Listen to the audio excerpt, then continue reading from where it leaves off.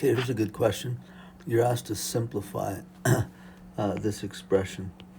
Simplify. Okay, so this one you need to factor, so it's the difference of squares, you get that. Perfect. This one, I don't think you can factor that. So let's just leave it like that. Plus wx plus x squared. Okay, this one is a difference of cubes. So it should be, oh, this should be an x here. I think in the question that's an x. So this should be w minus x, and then w squared plus wx plus x squared.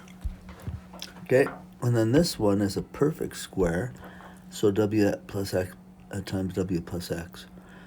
Okay, once it's all factored like that, then this one here is the same as that one. So I can cancel those. There's a w plus x here and one there. Gone. Well, a w minus x and a w minus x. So everything's canceled except for this one.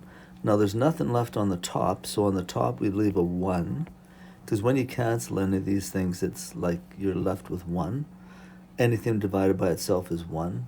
And then on the bottom I have w plus x. Yeah, good one.